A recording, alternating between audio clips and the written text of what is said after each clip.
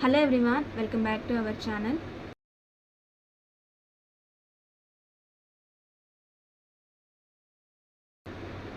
ఎలా ఉన్నారండి? అందరూ బాగున్నారా?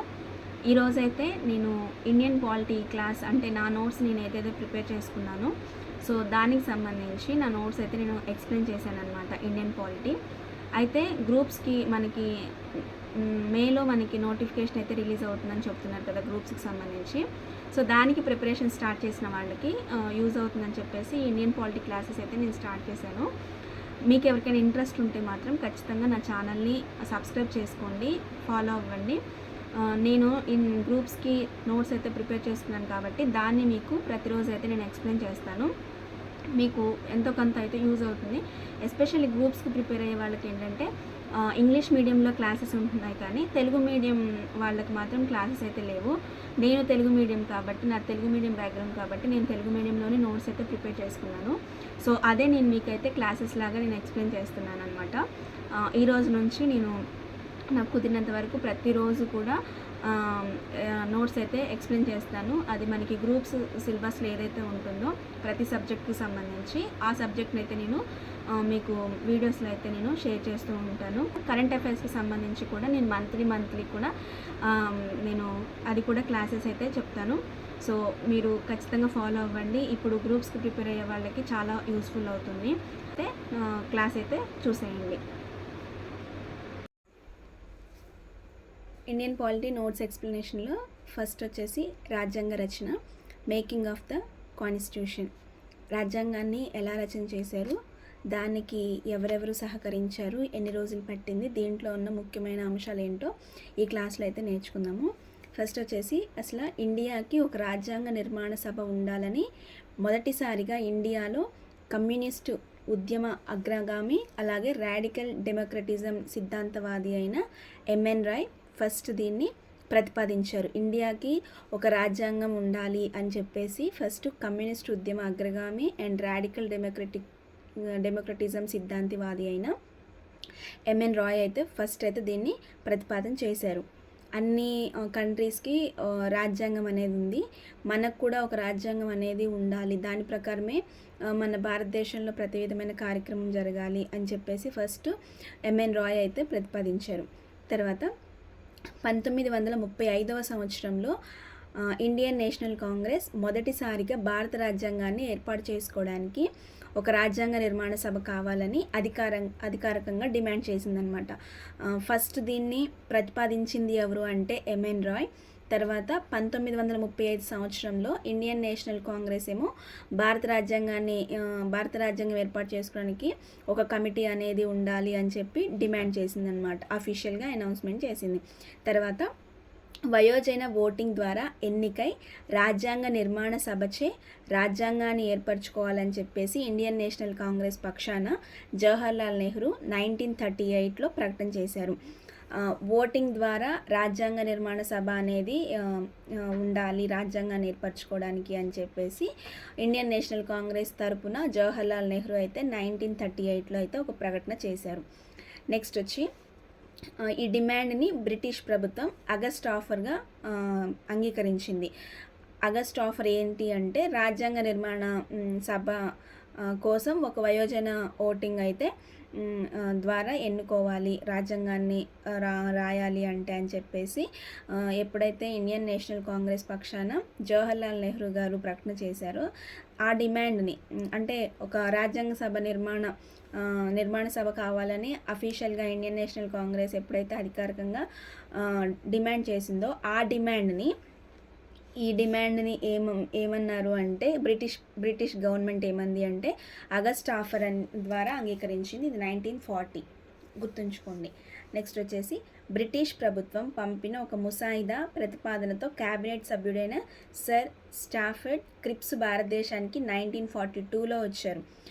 ఈ ఆగస్ట్ ఆఫర్ని అనే డిమాండ్ అంగీకరించిన తర్వాత బ్రిటిష్ గవర్నమెంట్ ఒక డ్రాఫ్టింగ్ కమిటీ అనేది ఉండాలి అని చెప్పేసి బ్రిటిష్ ప్రభుత్వంలో బ్రిటిష్ గవర్నమెంట్లో ఒక క్యాబినెట్ సభ్యుడైన సర్ స్టాఫర్డ్ క్రిప్స్ని భారతదేశానికి 1942లో వచ్చారు. దీన్నే క్రిప్స్ ప్రతిపాదన అని కూడా మనం చదువుకుంటాం.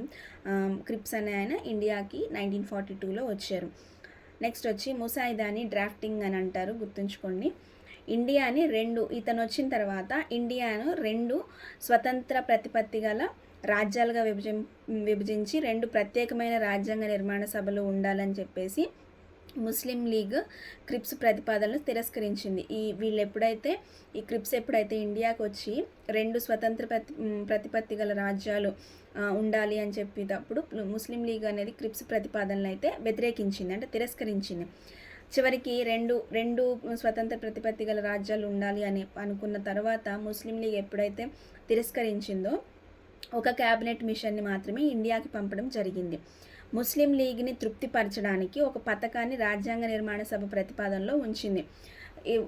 అసలైతే బ్రిటిష్ గవర్నమెంట్ ఇండియాకి 2 స్వతంత్ర ప్రతిపత్తి గల రాజ్యాలుగా విభజింపాలని అనుకున్నప్పుడు ముస్లిం లీగ్ క్రిప్స్ ప్రతిపాదనలు తిరస్కరించిన తర్వాత ఒక క్యాబినెట్ మిషన్ని ఇండియాకి పంపించిన తర్వాత ఈ క్యాబినెట్ మిషన్లో ఒక పథకాన్ని ముస్లిం లీగ్ వాళ్ళని తృప్తిపరచడానికి ఒక పథకాన్ని అయితే రాజ్యాంగ నిర్మాణ సభలో అయితే ప్రతిపాదనలో ఉంచింది. ఇది ఫస్ట్ ఒక ఇంట్రడక్షన్ మాత్రం. నెక్స్ట్ వచ్చేసి అసలు ఈ రాజ్యాంగ నిర్మాణ సభ ఏర్పాటు ఎలా జరిగింది?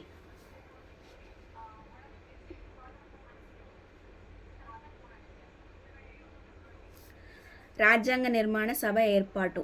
ఇప్పుడు రాజ్యాంగ నిర్మాణ సభని ప్రతిపాదించడము, దాన్ని బ్రిటిష్ గవర్నమెంట్ అంగీకరించడము, దానికి 2 స్వతంత్ర ప్రతిపత్తి గల రాజ్యాలను విభజింపాలని అనుకోవడము, దాన్ని ముస్లిం లీగ్ తిరస్కరించడము, ముస్లిం లీగ్ని తృప్తిపరచడానికి ఒక పథకాన్ని రాజ్యాంగ నిర్మాణ సభలో ఉంచడం అనేది ఇప్పటి వరకు మనం చూసుకున్నాము.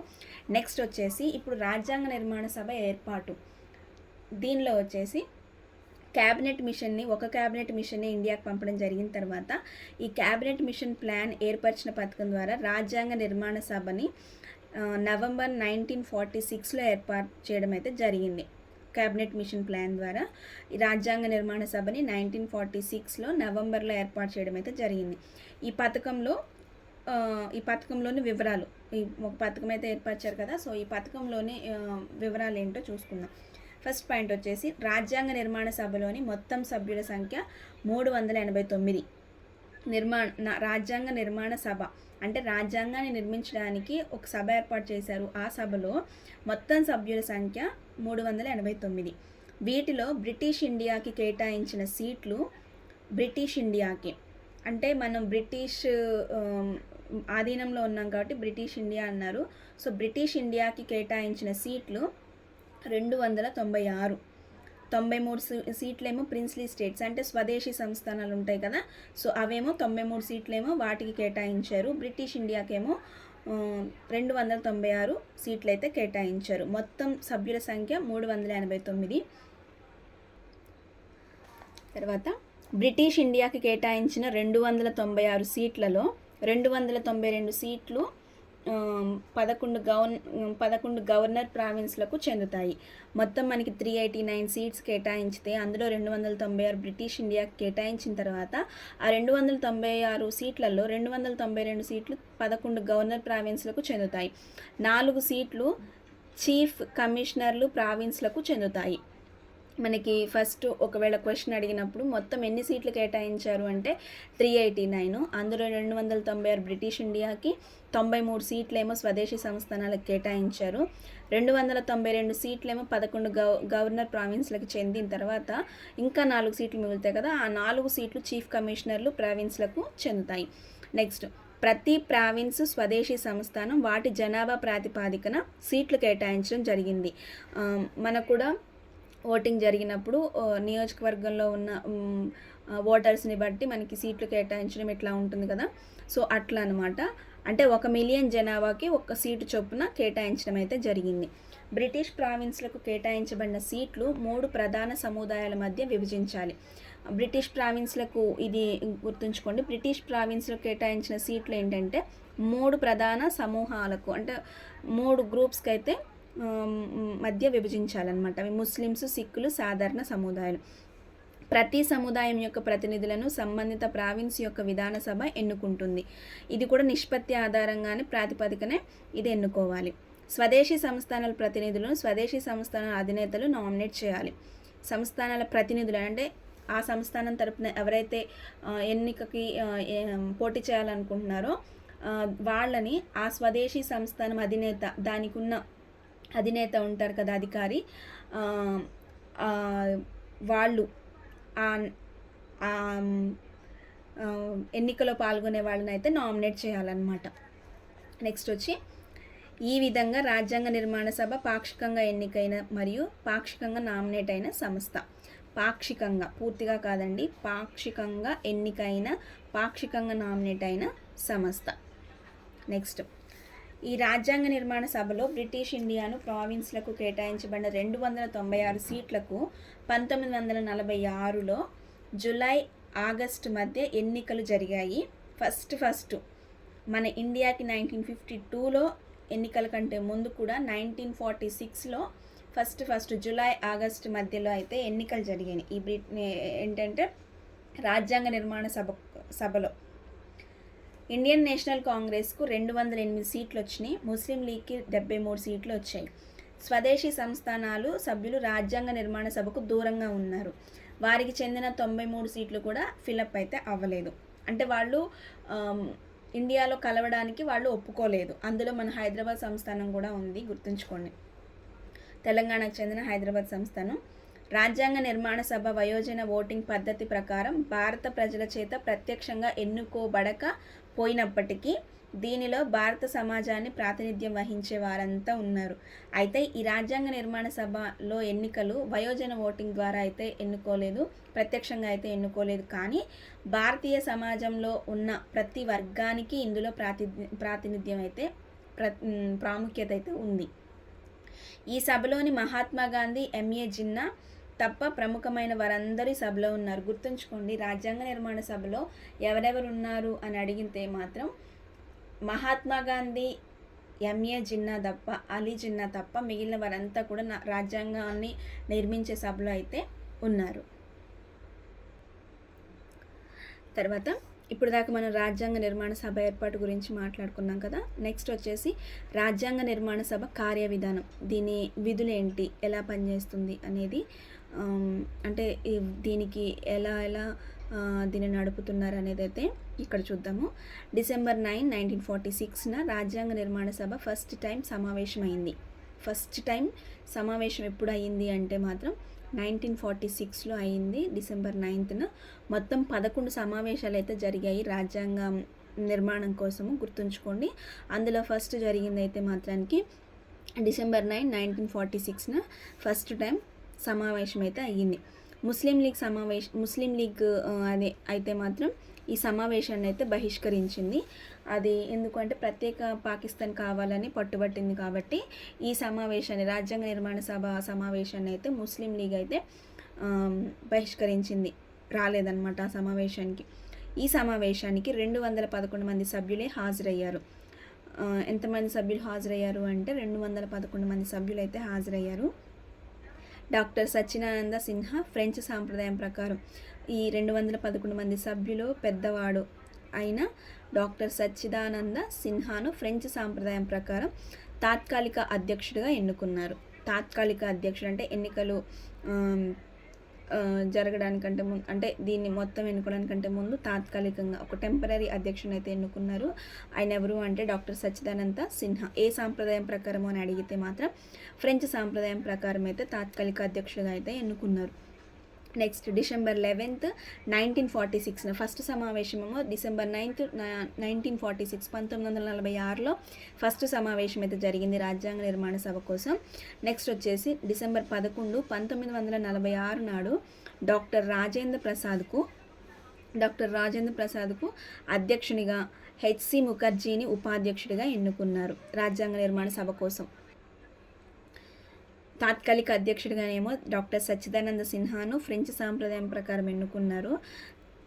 డిసెంబర్ 11, 1946లోనేమో డాక్టర్ రాజేంద్ర ప్రసాద్ను అధ్యక్షుడిగా, హెచ్సి ముఖర్జీని ఉపాధ్యక్షుడిగా అయితే ఎన్నుకోవడం జరిగింది. 9నేమో డాక్టర్ సచ్చిదానంద సిన్హాను ఎన్నుకున్నారు. డిసెంబర్ 11వ తారీఖేమో రాజేంద్ర ప్రసాద్ గారిని, హెచ్సి ముఖర్జీ గారిని అయితే ఎన్నుకోవడం జరిగింది. Sir BN Rao sir BN Rao సభకు రాజ్యాంగ సలహాదారుడిగా నియమింపబడ్డారు. సర్ బిఎన్ రావు గారేమో రాజ్యాంగ సలహాదారుడిగా నియమింపబడ్డారు. ఇది కార్యవిధానం. నెక్స్ట్ ఆశయాల తీర్మానం. ఇది చాలా ఇంపార్టెంట్ అండి, గుర్తుంచుకోండి బాగా. దీని మీద కొంచెం ఫోకస్ ఎక్కువ చేయండి. డిసెంబర్ 13 అంటే 11నేమో వీళ్ళిద్దరిని ఎన్నుకున్న తర్వాత డిసెంబర్ 13వ తారీఖు 1946 సంవత్సరంలోనే జవహర్లాల్ నెహ్రూ చారిత్రాత్మకమైన ఆశయాల తీర్మానాన్ని సభలో అయితే ప్రవేశపెట్టారు. ఆశయాల తీర్మానం అనేది ఎవరు ప్రవేశపెట్టారు అంటే జవహర్లాల్ నెహ్రూ గారైతే ప్రవేశపెట్టారు. భారతదేశాన్ని స్వతంత్ర సార్వభౌమ గణతంత్రముగా ప్రకటించి దేశ భవిష్యత్ పాలన కోసం ఒక రాజ్యాంగాన్ని ఏర్పరిచి తన దృఢమైన సంకల్పాన్ని ప్రకటిస్తుంది. ఈ ఆశయాల తీర్మానంలో ఉన్న పాయింట్స్ ఏంటి, దీనిలో ఉన్న అంశాలు ఏంటి అంటే భారతదేశాన్ని స్వతంత్ర సార్వభౌమ గణతంత్రముగా ప్రకటించి రాజ్యాంగాన్ని ఒక దృఢమైన సంకల్పంగా ప్రకటిస్తుంది. నెక్స్ట్ వచ్చి బ్రిటిష్ పాలిత ప్రాంతాలు, స్వదేశీ సంస్థాన ప్రాంతాలు, బ్రిటిష్ ఇండియాకు బయట ఉన్న ప్రాంతాలు కూడా ఇండియాలోనే కలవాలని కోరుకునే ఇతర ప్రాంతాలు అన్ని భారతదేశంలో అంతర్భాగంగా ఉంటాయి. ఇప్పటి వరకు బ్రిటిష్ పాలిత ప్రాంతాలు అంటే బ్రిటిష్ వారు ఇండియాలో ఉన్న ప్రాంతాలని బ్రిటిష్ వారు పాలించారు కాబట్టి బ్రిటిష్ ఆధీనంలో ఉన్న ప్రాంతాలు కానీ స్వదేశీ సంస్థానాలు కానీ బ్రిటిష్ ఇండియాకు బయట అంటే ఇండియాలో కలవకుండా ఉన్న ప్రాంతాలు కానీ బయట ఉన్న ప్రాంతాలు కానీ ఇండియాలో కలవాలి అని కోరుకునే ప్రాంతాలు కానీ అన్నీ కూడా భారతదేశంలో అంతర్భాగమై ఉంటాయి. నెక్స్ట్ వచ్చేసి స్వతంత్ర సార్వభౌమ భారతదేశం, దానిలోని అంతర్భాగాలు ప్రభుత్వాలు తమ అధికారాన్ని ప్రజల నుండి పొందుతాయి. ఇండియాలో అంతర్భాగంగా ఉన్నా సరే వీళ్ళు అధికారాన్ని డైరెక్ట్గా అయితే పొందలేరు, కానీ ప్రజల ద్వారానే పొందుతారు. భారతీయులందరికీ అన్ని విధాల రక్షణ హక్కులు లభిస్తాయి. వెనుకబడిన వర్గాల వారికి, గిరిజన ప్రాంతాల వారికి తగిన రక్షణలు ఉంటాయి. అందరికీ సమానమైన రక్షణలు హక్కులు ఉంటాయి. అందులో కూడా వెనుకబడిన వర్గాల వారికి, గిరిజన ట్రైబల్ పీపుల్కి, అల్పంగా సంఖ్యాకుల వర్గాల వారికి వీరికి తగిన రక్షణలు అయితే ఉంటాయి.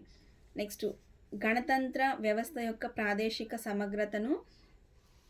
సమగ్రతను భూమిపై, సముద్రంపై, ఆకాశంలో దానికి చెందిన సార్వభౌమ హక్కులు ఉన్నాయి. హక్కులను న్యాయం మరియు నాగరిక దేశాల చట్టాలను అనుసరించి కాపాడడం జరుగుతుంది. ఈ గణతంత్ర వ్యవస్థలో భూమిపైనే కాదు, ఆకాశంలో కానీ సముద్రంలో కానీ ఎక్కడైనా సరే సార్వభౌమ హక్కులు, న్యాయము మరియు నాగరిక దేశాల చట్టాలను అనుసరించి కాపాడడం జరుగుతుంది. ఓన్లీ మనం ఈ ఇండియాలోనే కాదు, ఎక్కడైనా సరే భూమిపైన, ఆకాశంలో, సముద్రంలో. నెక్స్ట్ ప్రపంచ శాంతిని, మానవ సంక్షేమాన్ని పెంపొందించడానికి మనస్ఫూర్తిగా సంపూర్ణంగా పాటుపడుతుంది. ఇది మన ఇండియా గురించే కాదు అండ్ మన భారతదేశం ఒక దేశం గురించే కాదు, కానీ ప్రపంచ శాంతిని, మానవ సంక్షేమాన్ని ఎక్కడున్నా సరే పెంపొందించడానికి. ఇప్పుడు మన దేశంలో నివసించే వాళ్ళు, మన దేశంలో ఉన్నవాళ్ళు వేరే దేశానికి వెళ్ళి నివసిస్తున్నప్పుడు వాళ్ళకు కావాల్సిన రక్షణలు, వాళ్ళకు కావాల్సిన హక్కులను కూడా మన పెంపొందించడానికి ఈ వ్యవస్థ అనేది మనస్ఫూర్తిగా సంపూర్ణంగా పాటుపడుతుంది. ఈ తీర్మానాన్ని రాజ్యాంగ నిర్మాణ సభ 22 జనవరి 1947 నాడు ఏకగ్రీవంగా ఆమోదించింది. ఆశయాల తీర్మానాన్ని ప్రవేశపెట్టింది ఏ రోజు అని అంటే డిసెంబర్ 13, 1946లో ఆశయాల తీర్మానాన్ని జవహర్లాల్ నెహ్రూ గారు ప్రవేశపెడితే దాన్ని ఆమోదించింది మాత్రం జనవరి 22, 1947 మాత్రం ఏకగ్రీవంగా ఈ ఆశయాల తీర్మానాన్ని అయితే రాజ్యాంగ నిర్మాణ సభ ఆమోదించింది. దీని సంక్షిప్త రూపమే ప్రస్తుతం భారత రాజ్యాంగంలో ప్రవేశిక. గుర్తుంచుకోండి, ప్రవేశిక ఏంటి అంటే ఆశయాల తీర్మానం. దాని సంక్షిప్త రూపమే భారత రాజ్యాంగంలోని ప్రవేశిక అనేది ఉంది కదా మనకి, సో అదే ఆశయాల తీర్మానం. ఈ 7 పాయింట్లు అయితే ఆశయాల తీర్మానంలో ఉంటాయి, గుర్తుంచుకోండి. నెక్స్ట్ స్వాతంత్ర చట్టం ద్వారా ఏర్పడిన మార్పులు. మనకి భారత స్వాతంత్ర చట్టం ద్వారా ఏర్పడిన మార్పులు. రాజ్యాంగ నిర్మాణ సభకు దూరంగా ఉన్న స్వదేశీ సంస్థానాల ప్రతినిధులు క్రమంగా ఈ సభలో చేరడం అయితే జరిగింది. అప్పటి వరకు అయితే చేరలేదు. వాళ్ళకి చెందిన 93 సీట్లకు ఎన్నికలకు పెడితే అవైతే భర్తీ కాలేదు. వాళ్ళు దూరంగా ఉన్నారు ఈ రాజ్యాంగ నిర్మాణ సభకి. ఎప్పుడైతే స్వాతంత్ర చట్టం అయితే ఏర్పడిందో దాని ద్వారా స్వదేశీ సంస్థానాలు అనేవి క్రమంగా రాజ్యాంగ నిర్మాణ సభలో చేరడానికైతే సముఖత చూపాయి. 1947 ఏప్రిల్ 28న సభలో 6 రాష్ట్రాల ప్రతినిధులు సభలో భాగమయ్యారు. 1947లో ఏప్రిల్ 28న, అంటే అప్పటికి మనకి ఇంకా స్వాతంత్రం రాలేదు. ఏప్రిల్ 28న 6 రాష్ట్రాల ప్రతినిధులు అయితే ఈ సభలో అయితే చేరారనమాట. జూన్ 3, 1947న దేశ విభజన కోసం మౌంట్ బాటన్ ప్లాన్ ఒప్పందం జరిగిన తరువాత అనేక ఇతర స్వదేశీ సంస్థానాలు ప్రతినిధులు సభలో చేరారు. ఎప్పుడైతే మౌంట్ బాటన్ ప్లాన్ ఒప్పందం జరిగిందో 1947 జూన్ 3న, ఆ తర్వాత అనేక ఇతర స్వదేశీ సంస్థానాలు, ముందైతే 6 రాష్ట్రాల ప్రతినిధులు చేరిన తర్వాత ఈ మౌంట్ బాటన్ ప్రణాళిక వచ్చిన తర్వాత మిగతా ఇతర స్వదేశీ సంస్థానాలు కూడా అంటే ఈ రాజ్యాంగ నిర్మాణ సభలో అయితే చేరాయి అన్నమాట. భారత స్వాతంత్ర చట్టం 1947 ద్వారా రాజ్యాంగ నిర్మాణ సభలో 3 మార్పులు వచ్చాయి. భారత స్వాతంత్ర చట్టం 1947 ద్వారా రాజ్యాంగ నిర్మాణ సభలో ఇంకా 3 విధమైన మార్పులు వచ్చాయి. అవేంటి అంటే, ఫస్ట్ వచ్చేసి రాజ్యాంగ నిర్మాణ సభ పూర్తి సార్వభౌమ సంస్థ అయ్యింది. తన అభిష్టం మేరకు రాజ్యాంగాన్ని రచించుకోవచ్చు.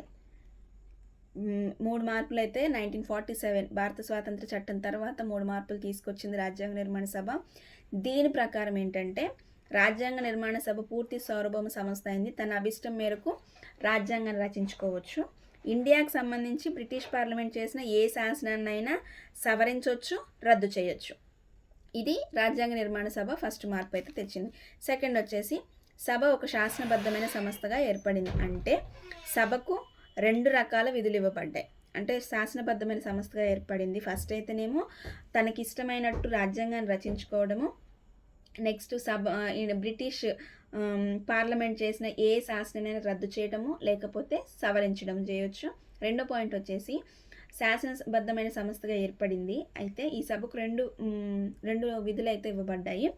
మొదట వచ్చేసి స్వతంత్ర భారతకి రాజ్యాంగం రచించడం, దేశానికి సాధారణ శాసనాలు చేయడం కానీ ఈ 2 విధులు భిన్నమైన రోజుల్లో చేయాలి. ఫస్ట్ వచ్చి స్వతంత్ర భారత్కి రాజ్యాంగం రచించడం ఒకటి, దేశానికి సాధారణ శాసనాలు చేయడం కానీ చేయొచ్చు. కానీ 2 వేరు రోజుల్లో చేయాలి. 2 ఒకే రోజు చేయడానికి అయితే లేదు. 2 వేరు రోజుల్లో, ఒకరోజు రాజ్యాంగాన్ని రచించడానికి, రెండోది శాసనాలు చేయడానికి. 2 కూడా 2 రోజుల్లో, భిన్నమైన రోజుల్లో చేయాలన్నమాట. ఒకే రోజు అయితే చేయకూడదు 2 విధులు. రాజ్యాంగ నిర్మాణ సంస్థగా సభ సమావేశమైనప్పుడు దానికి డాక్టర్ రాజేంద్ర ప్రసాద్ అధ్యక్షత వహించేవారు. నిర్మాణ సభగా రాజ్యాంగాన్ని రాయడానికి కమిటీ ఉన్నప్పుడేమో దానికి అధ్యక్షుడిగా డాక్టర్ రాజేంద్ర ప్రసాద్ గారు అధ్యక్షత వహించేవారు. అది ఎప్పుడైతే శాసనపరమైన సంస్థగా కలిసినప్పుడు జీవి మౌలాంకర్ గారు అధ్యక్షత వహించేవారు. ఇది మోస్ట్ ఇంపార్టెంట్, మనకి ఎగ్జామినర్ కన్ఫ్యూజ్ చేసే అవకాశం ఉంటుంది కాబట్టి గుర్తుంచుకోండి. రాజ్యాంగ నిర్మాణ సంస్థగా సభ సమావేశమైనప్పుడేమో డాక్టర్ రాజేంద్ర ప్రసాద్ గారు అధ్యక్షత వహిస్తే, ఎప్పుడైతే శాసనబద్ధమైన సంస్థగా కలిసినప్పుడు జీవి మౌలాంకర్ గారు అధ్యక్షత వహించేవారు. రెండింటికి ఒకే అధ్యక్షుడు అయితే లేరండి, ఇద్దరు వేరు. ఈ 2 విధులు రాజ్యాంగ రచన పూర్తయిన రోజు వరకు నవంబర్ 26, 1949 వరకు కొనసాగాయి. ఈ 2 విధులు కూడా రాజ్యాంగం రాయడం పూర్తయ్యేంత వరకు కూడా ఈ 2 విధులు కొనసాగాయి అన్నమాట. నవంబర్ 26, 1949 వరకు ఈ 2 విధులు అయితే కొనసాగాయి. నెక్స్ట్ పాకిస్తాన్లో 3 మార్పులు వచ్చాయి కదా, 2 అయిపోయినాయి. ఇప్పుడు 3వ మార్పు ఏంటంటే, పాకిస్తాన్లోని ప్రాంతాల నుండి వచ్చిన ముస్లిం లీగ్ సభ్యులు భారత రాజ్యాంగ నిర్మాణ సభ నుండి వైదొలిగారు. ఎందుకంటే వాళ్ళకి ప్రత్యేకంగా పాకిస్తాన్ కావాలని కోరుకున్నారు కాబట్టి రాజ్యాంగ నిర్మాణ సభ నుంచి అయితే వైదొలిగారు ఆ మెంబర్స్.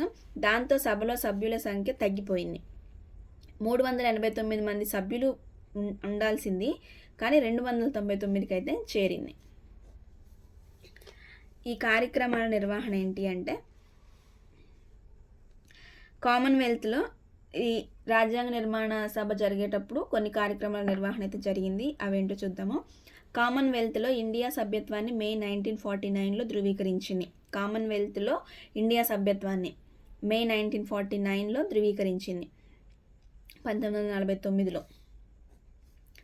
రెండోది, జాతీయ జెండాను జూలై 22, 1947 నాడు ఆమోదించింది. జాతీయ జెండాను. జాతీయ గీతాన్ని జనవరి 24న 1950న ఆమోదించింది.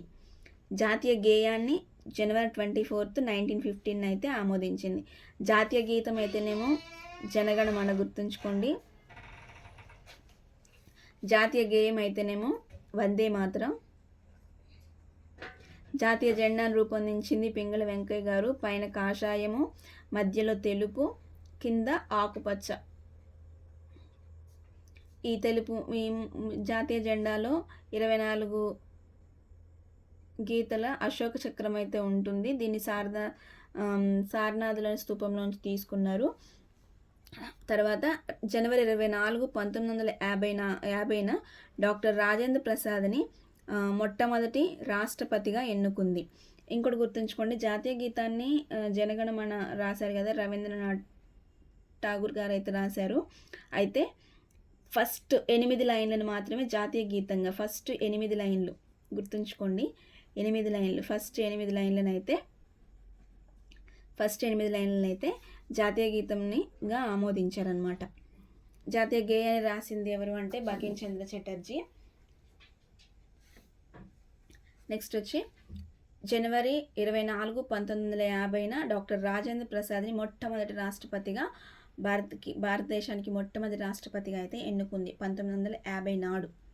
రాజ్యాంగ నిర్మాణ సభ 2 సంవత్సరాల 11 నెలల 18 రోజుల్లో 11 సమావేశాలు నిర్వహించింది. ఎన్ని రోజులు పట్టింది రాజ్యాంగాన్ని రచించడానికి అంటే 2 సంవత్సరాల 11 నెలల 18 రోజులు అయితే రాజ్యాంగ రాజ్యాంగాన్ని రచించడం జరిగింది. ఈ నిర్మాణ సభలో భాగంగా ఈ రాజ్యాంగాన్ని రాయడానికి 11 సమావేశాలను అయితే నిర్వహించింది రాజ్యాంగ నిర్మాణ సభ. 114 రోజుల పాటు ముసాయిదాను రాజ్యాంగాన్ని పరిశీలించారు. 114 రోజుల పాటు వాళ్ళు రాసిన డ్రాఫ్టింగ్ కమిటీని పరిశీలించారనమాట. రాజ్యాంగ నిర్మాతలు సుమారు 60 దేశాలు ఈ రాజ్యాంగాన్ని రాయడం కోసం అయితే పరిశీలించారు. అంటే ఏ రాజ్యాంగంలో, అమెరికా రాజ్యాంగంలో వాటిలో కావాల్సిన అంశాలని, ఫ్రాన్స్లో, బ్రిటన్, ఇట్లా ప్రతి దేశానికి అంటే 60 దేశాలు తిరిగి మన రాజ్యాంగంలోకి ఏం కావాలో వాటినైతే నిర్మించారనమాట. రాజ్యాంగ రచనకి మొత్తం 64 లక్షల రూపాయలు ఖర్చు అయిపోయింది. జనవరి 24, 1950న రాజ్యాంగ నిర్మాణ సభ తన చివరి సమావేశాన్ని ముగించింది. అంటే 1946లో స్టార్ట్ అయిన సమావేశాలు 1950 వరకు జరిగాయి అన్నమాట. ఈ మొత్తం 11 సమావేశాల గురించి కూడా నేను దీంట్లోనే చెప్తానండి, అవి కూడా గుర్తుంచుకోండి. తర్వాత రాజ్యాంగ నిర్మాణ సభ యొక్క కమిటీలు. ఈ రాజ్యాంగ నిర్మాణ సభకి కొన్ని మేజర్ కమిటీలు అయితే జరిగాయి. 8 మేజర్ కమిటీలు, మిగతావన్నీ కూడా చిన్న కమిటీలు అనమాట. మొత్తం 22 కమిటీలు జరిగినట్టున్నాయి. మొదటి 8 కమిటీలు అంటే మేజర్ కమిటీలు ఏంటో చూద్దాము. ఫస్ట్ వచ్చి కేంద్ర అధికారాల కమిటీ. దీనికి అధ్యక్షత వహించింది జవహర్లాల్ నెహ్రూ గారు. కేంద్ర రాజ్యాంగ కమిటీ జవహర్లాల్ నెహ్రూ గారే. రాష్ట్రాల రాజ్యాంగ కమిటీ సర్దార్ పటేల్ గారు, వల్లభాయ్ పటేల్ గారు. ముసాయిదా కమిటీ, డ్రాఫ్టింగ్ కమిటీ మనకి బాగా తెలుసు. ముసాయిదా అనగానే మనకు గుర్తొచ్చేది డాక్టర్ బిఆర్ అంబేద్కర్ గారు. సలహా కమిటీ అంటే దీంట్లో ఏంటంటే ప్రాథమిక హక్కులు, మైనారిటీలు, గిరిజన మరియు ప్రత్యేకించిన ప్రాంతాల వారి కోసం సలహా కమిటీకి సర్దార్ వల్లభాయ్ పటేల్ గారు అయితే దీనికి అధ్యక్షత వహించారనమాట. ఈ కమిటీకి ఫస్ట్ అధికారాల కమిటీకేమో జవహర్లాల్ నెహ్రూ గారు. రాజ్యాంగ కమిటీ, కేంద్ర అధికారాల కమిటీకి జవహర్లాల్ నెహ్రూ గారు.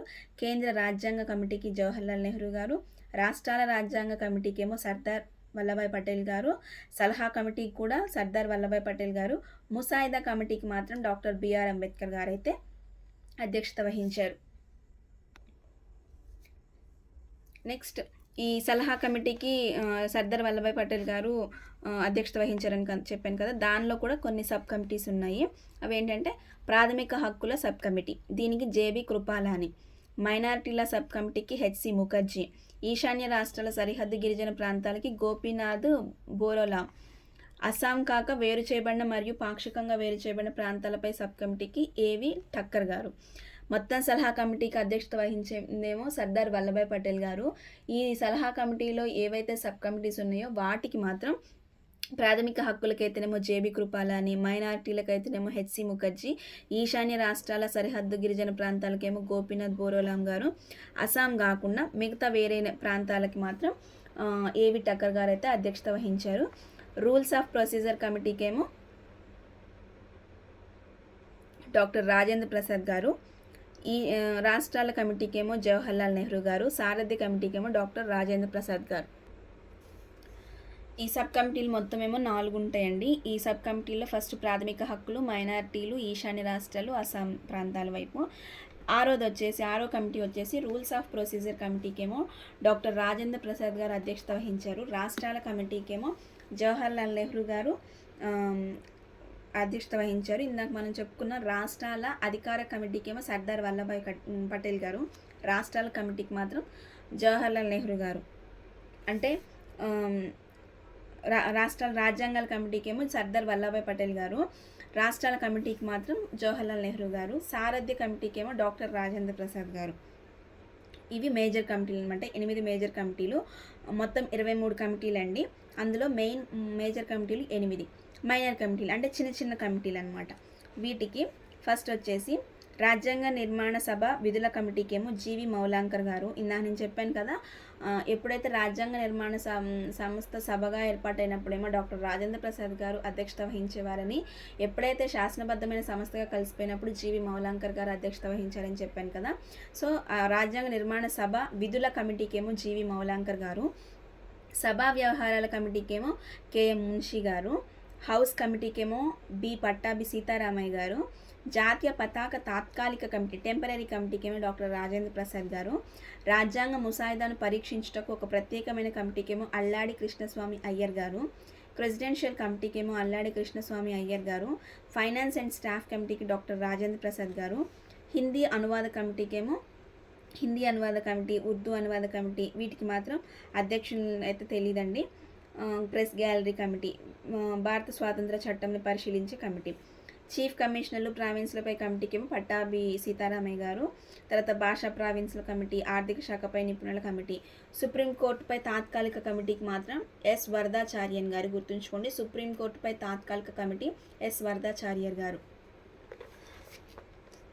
ముసాయిదా కమిటీ డ్రాఫ్టింగ్ కమిటీ అనమాట. అంటే రాజ్యాంగం రాయడానికి మొత్తం 7 ఇందులో సభ్యులుగా ఉన్నారు. ఓన్లీ డ్రాఫ్టింగ్ కమిటీకి మాత్రమే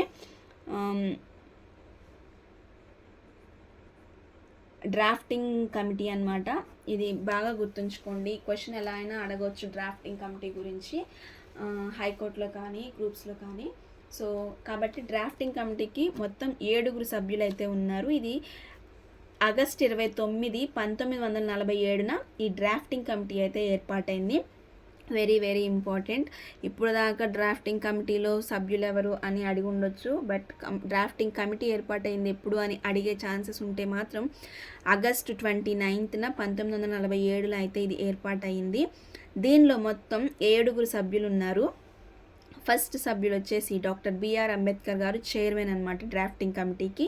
ఎన్ గోపాలస్వామి అయ్యంగారు, అల్లాడి కృష్ణస్వామి అయ్యర్ గారు, డాక్టర్ కేఎం మున్షి గారు, సయ్యద్ మహమ్మద్ సాదుల్లా, ఎన్ మాధవరావు గారు. ఈ ఎన్ మాధవరావు గారు అనేది బిఎల్ మిట్టల్ గారు అనారోగ్య కారణంగా రాజీనామా చేయడం ద్వారా ఆయన ప్లేస్లో అయితే ఎన్ మాధవరావు గారిని అయితే రీప్లేస్ చేశారు.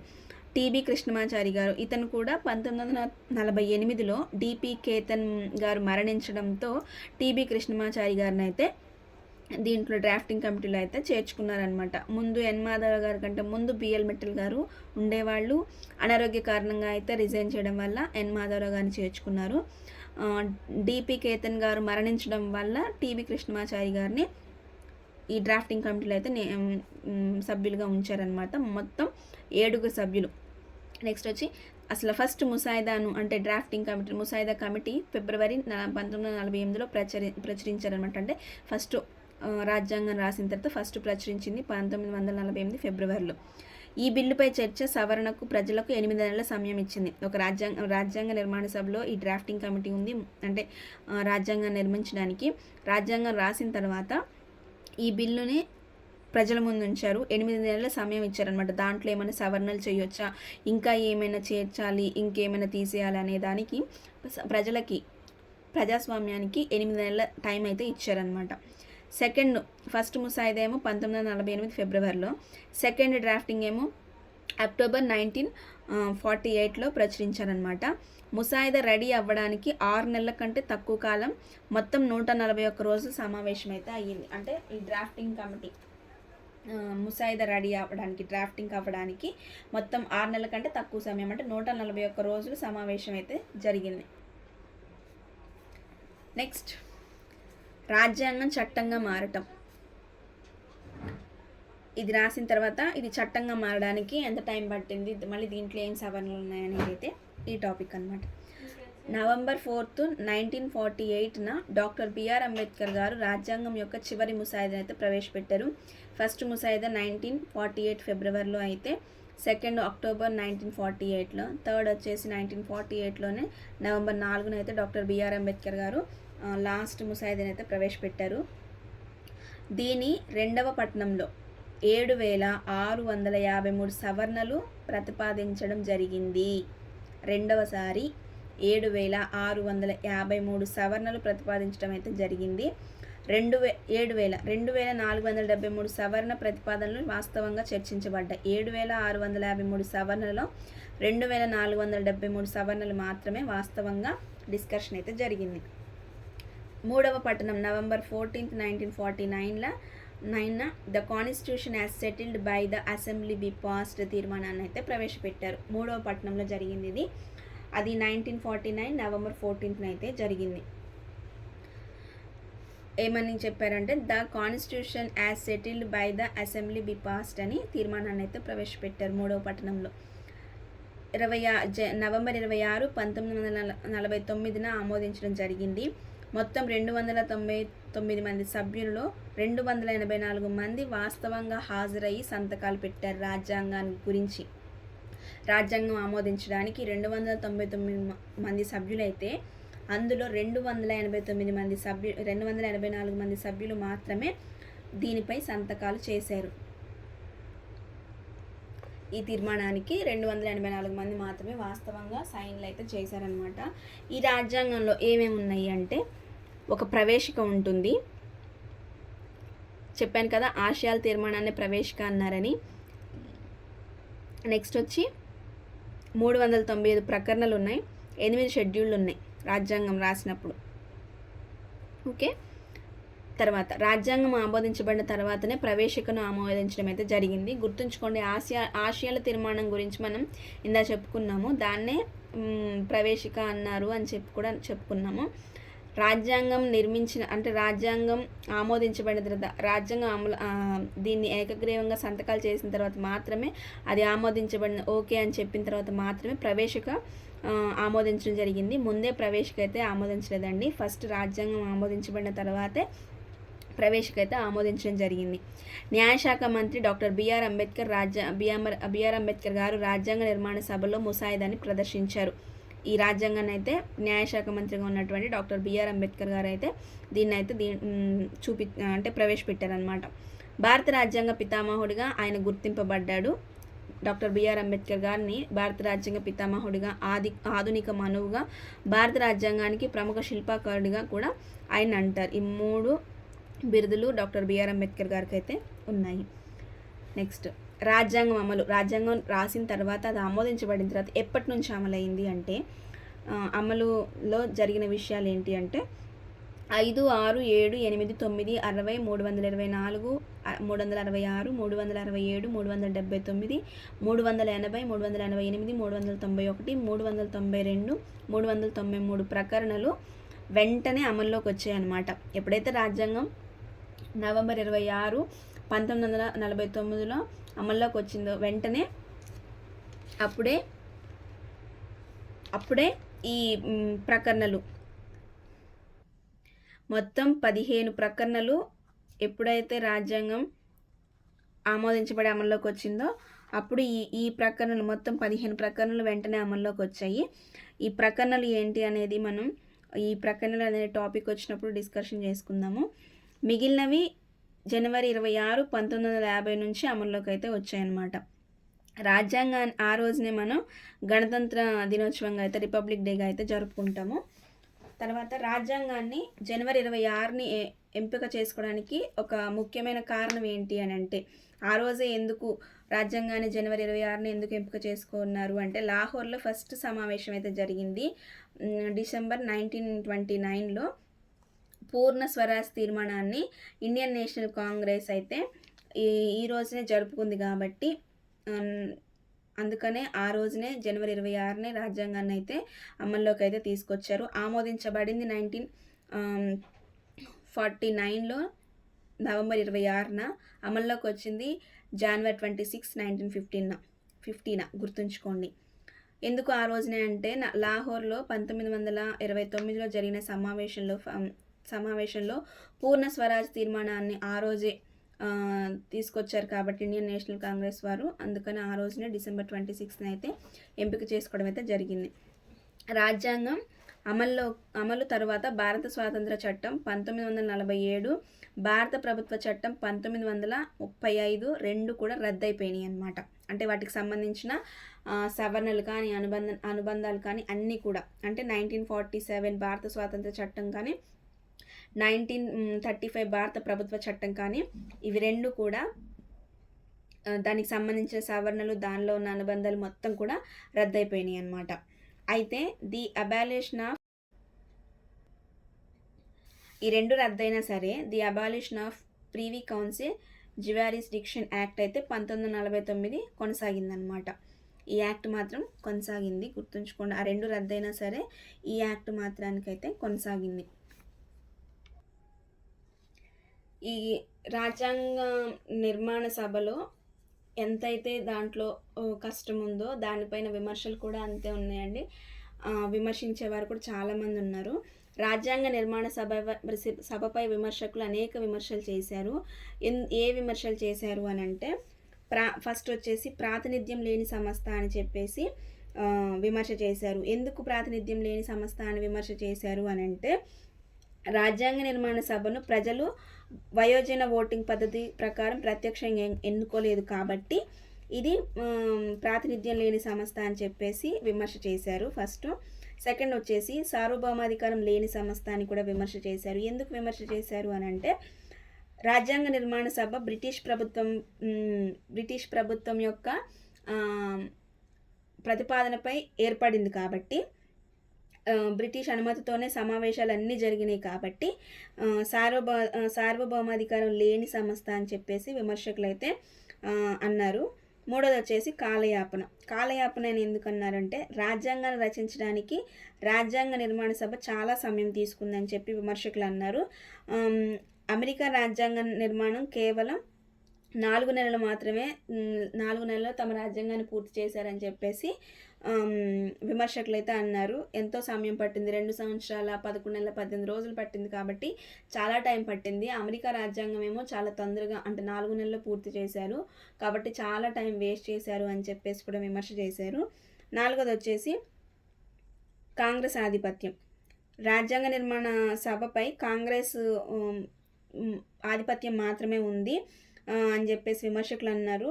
ఎందుకనంటే ఈ కాంగ్రెస్ అనేది కాంగ్రెస్ ఇండియాగా ఉంది, ఏకపార్టీ సంస్థగా ఉంది అని చెప్పేసి విమర్శకులు అన్నారు. రాజ్యాంగ కోవిదుడైన గ్రాన్విల్ ఆస్టిన్ ఈ మాట అయితే అన్నారనమాట. కాంగ్రెస్ ఆధిపత్యం ఉంది ఇండియాలో, కాంగ్రెస్ ఏకపార్టీ సంస్థ కాబట్టి తన ఆధిపత్యమే ఉంది, మిగతా ఏ పార్టీకి కూడా లేదు కాబట్టి ఇది కాంగ్రెస్ ఆధిపత్యము అని చెప్పేసి కూడా అన్నారు. తర్వాత వచ్చేసి ఐదోది వచ్చేసి న్యాయవాదుల రాజకీయ నాయకుల ప్రాబల్యం. ఇదేంటంటే, రాజ్యాంగ నిర్మాణ సభలో న్యాయవాదులు, రాజ్యాంగ నాయకులు ఉన్నారని చెప్పేసి విమర్శకులు అన్నారు. సమాజంలో ఇతర వర్గాల వారికి, వేరే వర్గాల వారికి తగినంత ప్రాతినిధ్యం లేకపోవడం, తర్వాత రాజ్యాంగం ఎంతో పెద్దగా ఉండడము, రాజ్యాంగ భాష సంక్లిష్టంగా ఉండడం కూడా జరిగిందని చెప్పేసి విమర్శకులు అన్నారు. సిక్స్త్ వచ్చేసి హిందువుల ఆధిపత్యం. రాజ్యాంగ నిర్మాణ సభ హిందూ ఆధిపత్యం ఉన్న సభ అని చెప్పేసి కొంతమంది అయితే విమర్శించారనమాట. మిగతా అదే భారతదేశంలో మెజారిటీ ఉన్న కమ్యూనిటీ కూడా అదే కాబట్టి అలా అయితే వ్యాఖ్యానించారు. ఇవి రాజ్యాంగ నిర్మాణ సభపై ఉన్న విమర్శలు అన్నమాట. మొత్తం 6 విమర్శలు అయితే చేశారు. ప్రాతినిధ్యం లేని సంస్థ అని, సార్వభౌమాధికారం లేని సంస్థ అని, కాలయాపన అని, కాంగ్రెస్ ఆధిపత్యం, న్యాయ విధుల రాజకీయ నాయకుల ప్రాబల్యం, హిందువుల ఆధిపత్యం. ఇదైతే వాళ్ళు చేసిన విమర్శలు అన్నమాట. ఇప్పటి వరకు అయితే క్లాస్ విన్నారు కదా, అయితే ఎక్స్ప్లెనేషన్ అయితే విన్నారు కదా ఇప్పటి వరకు. సో దానిలో మీకు ఏదైనా డౌట్ ఉంటే నన్ను కామెంట్ సెక్షన్లో కామెంట్ చేయండి. నేను ఖచ్చితంగా మీకు ఏదైనా డౌట్ ఉంటే నేను ఖచ్చితంగా క్లారిటీ అయితే ఇస్తాను. అలాగే ఈ క్లాసెస్కి సంబంధించి ప్రతి చాప్టర్ అయిపోయిన తర్వాత నేను 2-3 చాప్టర్స్కి కలిపి 1 to 2 చాప్టర్స్కి అయితే కలిపి నేను బిట్స్ అయితే నేను మీకు ప్రొవైడ్ చేస్తాను. అది కూడా నేను మీకు ఎక్స్ప్లెయిన్ చేస్తాను. దాన్ని కూడా మీరు ఫాలో అవ్వండి. ఈ వీడియో మీకు నచ్చినట్టయితే ఖచ్చితంగా సబ్స్క్రైబ్ చేసుకోండి. అండ్ నేను చెప్పిన క్లాస్ని స్టార్టింగ్ నుంచి ఎండింగ్ వరకు స్కిప్ చేయకుండా చూడండి. మీకు చాలా వరకు నోట్స్ అయితే యూస్ఫుల్ అవుతుందనే అనుకుంటున్నాను. నోట్స్ మాత్రమే ఎక్స్ప్లెయిన్ చేస్తున్నానండి. అండ్ అలాగే ఇండియన్ పాలిటిక్స్ సంబంధించి ఇంకా ఏదైనా కరెంట్ పాలిటీని కూడా నేను యాడ్ చేయడం అయితే జరుగుతుంది మిగతా క్లాసెస్లో అయితే, నెక్స్ట్ వీడియోస్లో అయితే. సో పీడిఎఫ్ కావాలి అంటే ఖచ్చితంగా నాకు కామెంట్ సెక్షన్లో కామెంట్ చేయండి. నేను లింక్ కూడా ప్రొవైడ్ చేస్తాను. Thank you for watching.